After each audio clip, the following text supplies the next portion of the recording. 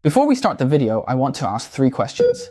What exactly does a person experience at the end of their life? Where do people go after they pass away?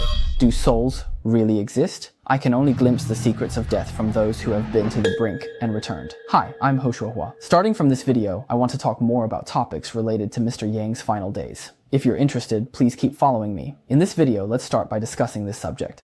Because of this experience, Liu Quangkai was once the vice president of Jiangxi Medical College. When he was 66 years old, he fell unconscious due to severe hepatitis. During the period he was in a coma at the hospital, Liu Quangkai had a miraculous experience, and later he wrote all about it in a paper.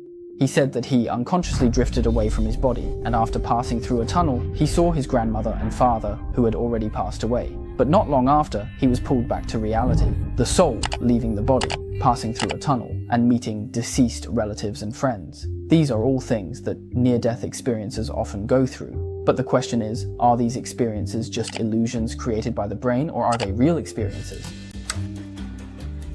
In a 2017 study, researchers from the University of Virginia in the United States surveyed 122 people who had near-death experiences. It turns out that for those people who had NDEs, the near-death experience is remembered with more clarity, more detail, more context, and more intense feelings than real events from the same period.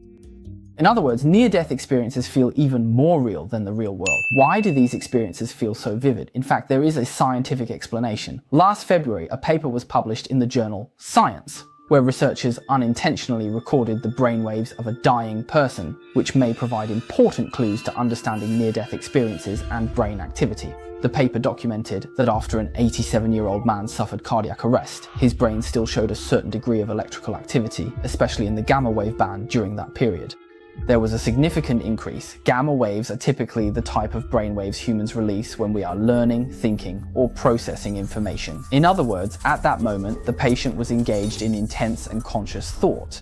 This also explains why near-death experiences can feel even more real than reality itself. As for why people have out-of-body experiences during these moments, science can also explain this. In the book Respect for the Elderly, it is mentioned that people can induce out-of-body experiences by stimulating the junction of the temporal and parietal lobes in the brain. So why do people see tunnels? Actually, science can explain this as well. Because when the eyeball stops receiving blood supply, it starts from the outer edges. So from our perspective, the outer part of our vision goes dark first, while the center remains bright, which creates the appearance of a tunnel.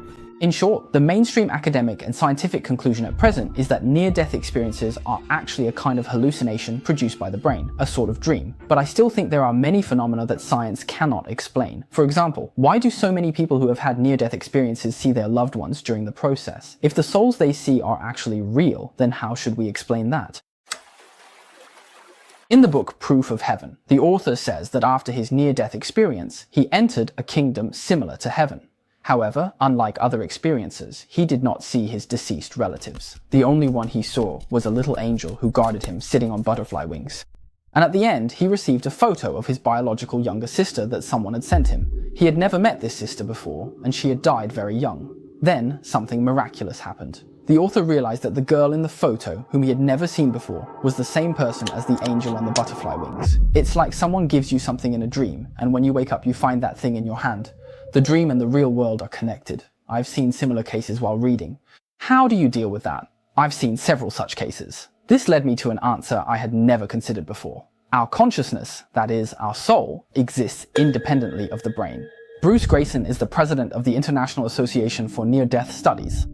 In his book, After a Doctor Explores What Near-Death Experiences Reveal About Life and Beyond, he presents a very interesting viewpoint. He says that the brain does not produce consciousness. It is merely a receiver and processor of information for consciousness. More precisely, the brain filters and limits the soul's reception of information. This might still sound a bit abstract, but the book actually provides a more detailed analogy. There was a patient who had long suffered from lymphoma and later had a near-death experience. This patient used a very vivid analogy to explain how the brain limits our perception of the world. Under normal circumstances, it's like a flashlight beam searching through a pitch-black warehouse. The key point is that the flashlight can only focus on a limited area, whereas a near-death state is like someone turning on all the lights in the warehouse for you. You can simultaneously perceive the surrounding brightness, sounds, and temperature. You might even perceive colors you've never seen before. You become like a vast net, gradually opening up to everything before you, complex yet profound. Every experience is vivid and real. What is even more remarkable is that many people who have gone through a before experience undergo significant changes when they return to the real world. They become more appreciative of the present moment and cherish the relationships they already have. They no longer fear death, and they develop a greater curiosity about the world. In the words of that lymphoma patient, even if the switch is turned off, you can still perceive vivid experiences. Compared to your former self, who only had a small flashlight, now you have a much clearer understanding of what's in the warehouse and know how to act more wisely. From then on, your life takes on a whole new meaning. At this point, I don't know which explanation you find more convincing, whether it's scientific or not. If you believe that consciousness is merely generated by the brain, type 1 in the comments. If you believe that consciousness exists independently of the brain, type 2 in the comments. From my perspective, science has so far explained most of the phenomena related to near-death experiences, but it still cannot prove that an independent soul does not exist. Ultimately, it comes down to what we are more willing to believe. But when I choose to believe in the existence of the soul, I can't help but think of the time I stayed by my grandfather's side as he passed away. Maybe at that moment, my grandfather's consciousness was peacefully watching from the side, and that thought brings me a sense of comfort. Well, to end, let me use a passage pinned by Yu Shu on Weibo. I can only reaffirm, I know I will never see you again. But your vision still remains with me. I am grateful that our paths once overlapped in the light, and you have forever changed the trajectory of my heart. Even if we can never meet again, you are still the reason why my galaxy has not fallen apart. You are the eternal part of the king of my universe. Alright, that's all for this video. If you enjoyed it, please like, comment, and share. I will continue to share more thoughts and stories about elder care and end of life in the future.